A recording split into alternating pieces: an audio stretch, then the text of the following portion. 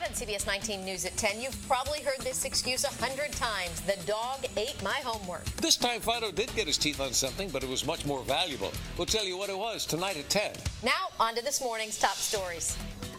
Good morning. Thanks for joining us for this CBS 19 This Morning update. I'm Clint Yates. And I'm Dana Huey. Happening now, doctors at Presbyterian Hospital in Dallas are treating a man infected with the Ebola virus. The unidentified man is the first confirmed case of the disease diagnosed in the U.S. The patient traveled to Texas from Liberia, which is the epicenter of the worst outbreak in history.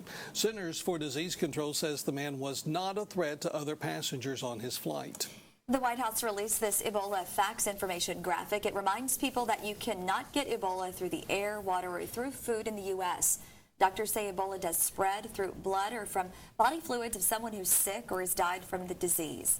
The CDC is checking to see if the Dallas Ebola patient might have infected anyone when he was showing symptoms. And right now, there are no plans to move him to another hospital for treatment. The Dallas hospital where he was admitted is capable of treating the Ebola virus. In fact, most hospitals in the U.S. are. Since 2002, health officials nationwide have been doing an overhaul, making sure hospitals are following CDC guidelines for precaution and isolation. A plus for the American healthcare system starts with just having access to items like surgical gloves and medical robes. Everybody's concerned, it's a very serious illness, but we do have the systems in place here in East Texas at our facilities in following CDC guidelines for precautions and isolation of patients to take care of it. Health experts predict, just like in America, Asia and Europe could potentially have to deal with Ebola to some degree as well. Changes coming to the Smith County Animal Control Program starting today, October 1st. The Smith County Fire Marshal's Office will take over the responsibility. Previously, the Sheriff's Office was over the Animal Control Program. The Sheriff's Office will still be responsible for livestock, and that includes horses and donkeys. Well, it's kind of a warm start this morning. Let's get over to Scott Fossey with our weather. Scott. Clinton, Dana, your midweek Wednesday weather forecast. Looking for cooler temperatures around the region as we say hello to October the 1st. Unfortunately, we're not going to see those cooler temperatures, at least for the next 2 days.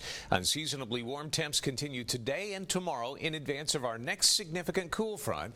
It brings pretty good chance for rain and some strong to isolated severe thunderstorms in here by Thursday night. We'll call for a slight chance for rain. Early to mid-afternoon through early evening today, hit and miss garden variety. Sea breeze frontal system working inland this afternoon. Isolated showers and thunderstorms will pop and move as far north as the I-20 corridor.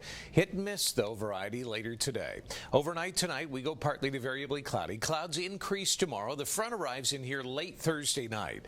Along and ahead of it, a 40% chance for rain and storms. A slight risk for some severe weather, especially along and north of the I-20 corridor late Thursday night, wee morning hours on Friday morning. We cool off behind the front Friday, a high of 81.